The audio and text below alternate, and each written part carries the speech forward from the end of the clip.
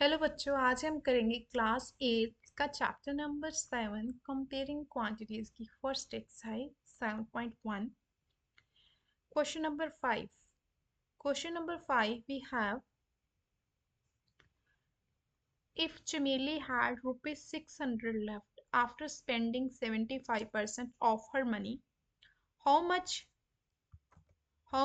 did she have in the beginning? क्या बोल रहा है, स्टेटमेंट का मीनिंग क्या है पहले वो समझो। इफ चमेली, चमेली नाम की कोई लड़की है, कहता है कि अगर उसके पास 600 रुपीज बचे हैं, कब? After spending 75% of her money. ये क्या लिखा है? Of her money. ये चीज इस पे ध्यान देना, ऑफ हर मनी मतलब चमेली नाम की लड़की के पास कुछ पैसे थे, उस कुछ पैसों का उसने 75% खर्च कर लिया, और खर्च करने के बाद उसके पास 600 रुपीज बचे। ठीक है, क्या बोल रहे हैं कि चमेली नाम की लड़की के पास कुछ अमाउंट थी, मतलब कुछ पैसे थे, जिसका उसने 75% खर्च किया, और उसके बाद उसके पास 600 रुपीज बाकी बच गई। ठीक है, now how much did she have in the beginning? उसके पास स्टार्टिंग में, शुरू में कितने पैसे थे वो देखना है। देखो कि जो हमें फाइंड करना है वही चीज हम लेट कर लेंगे। क्या फाइंड करना है हमने?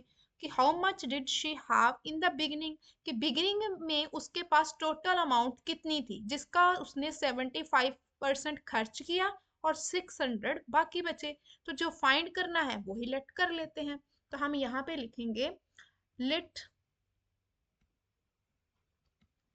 The let the total money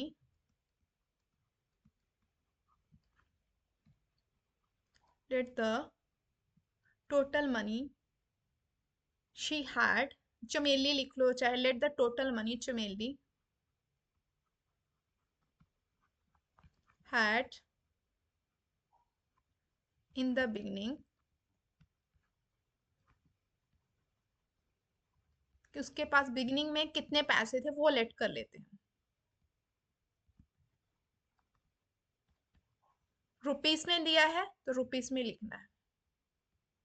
ठीक है, लेट द टोटल मनी चमेली हैड इन द बिगिनिंग, चमेली के पास शुरू में इतने पैसे थे। कितने थे? एक्स थे।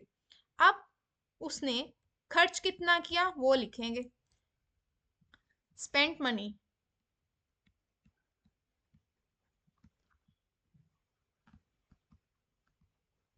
कितना पैसा खर्च किया उसने?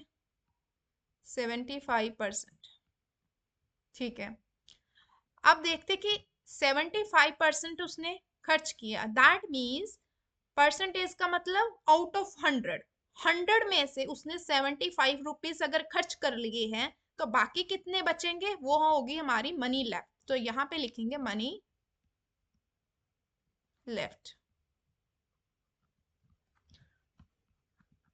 100 में से उसने 75 उसने क्या कर लिए? खर्च कर लिए। ठीक है, आप इसको ऐसे भी लिख सकते हो, 100 माइनस 75, ऐसे भी लिख सकते हो। कितने बचेंगे उसके पास? माइनस करके कितने आएंगे? 25%। 25%, दैट मीन्स अगर उसके पास 100 रुपीज होते, उसने 75 अगर खर्च कर लिए, तो बचे कितने? 25%। ठीक है, अब इतना तो हमें समझ लग गया कि उसके पास परसेंटेज में कितनी मनी बाकी बची? 25%। ठीक है, नंबर में कितनी है? 600 उसके पास बाकी बची है, लेकिन परसेंटेज में कितनी बची है? 25%। लेकिन जो उसके पास पैसे बचे हैं, एक्चुअल में टोटल अमाउंट है कितनी जिसका इतना पैसा उसके पास बाकी बचा है, वो देखेंगे। ठीक है, अब वो कैसे निकालना है? यहाँ पे लिखेंगे according to the question 25% left of total money,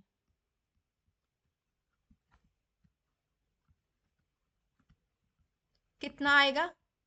600।